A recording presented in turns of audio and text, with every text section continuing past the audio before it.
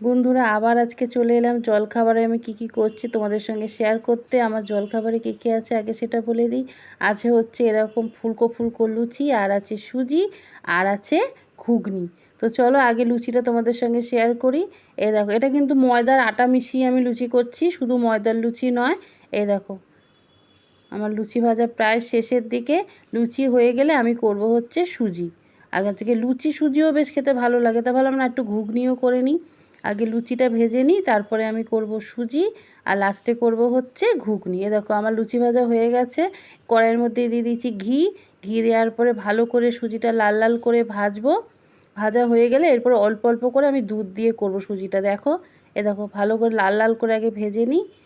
ভাজা হয়ে গেছে, এবার অল্প দুধ দেবো, একেবারে দুধ দেবো না, অল্প অল্প দুধ দেবো। আর একটু একটু নাড়বো, চিনি দিয়ে দিলাম পরিমাণ মতন, আবার একটু দুধ দিলাম। এইভাবে করব। এই দেখো এইভাবে নেড়ে নেড়ে। আর আমার দেখো না ক্যামেরাটা না বন্ধ হয়ে গেছিলো, ওর মধ্যে দুধ দিয়েছি, দুধের মধ্যে একটুখানি কেশর ভেজানো ছিল, এই জন্য রঙটা এরকম এসছে সুন্দর, দেখেছো? আর লাস্টে দিয়ে দিলাম ঘি। এই দেখো সুজিও আমার হয়ে এসছে। এরপরে আমি করব হচ্ছে ঘুগনি। শুকনো শুকনো আমি সুজি করেছি। এই দেখো আমার সুজি হয়ে গেছে। এরপরে আমি করব ঘুগনি। তার জন্য দিয়ে দিলাম তেজপাতা, শুকনো লঙ্কা ফোড়ন। এরপর মটরটা আমার সেদ্ধ করা ছিল, ঢেলে দিলাম। ঢালার পরে এরপরে দেবো নুন, হলুদ, জিরে গুঁড়ো, ধনে গুঁড়ো, লঙ্কা গুঁড়ো, আর দেবো হচ্ছে চিনি, আর লাস্টে দেবো হচ্ছে এই যে ভাজা মশলা, আর হচ্ছে তোমার ঘুগনির যে মশলা আছে না, চানা মশলা, ওইটা দিয়ে দিলাম। এই দেখো আমার ঘুগনি হয়ে গেছে।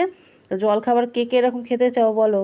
আর আমার ভিডিও যদি তোমাদের ভালো লাগে প্লিজ আমার সঙ্গে থেকো, আমাকে দেখতে থেকো। টাটা বন্ধুরা।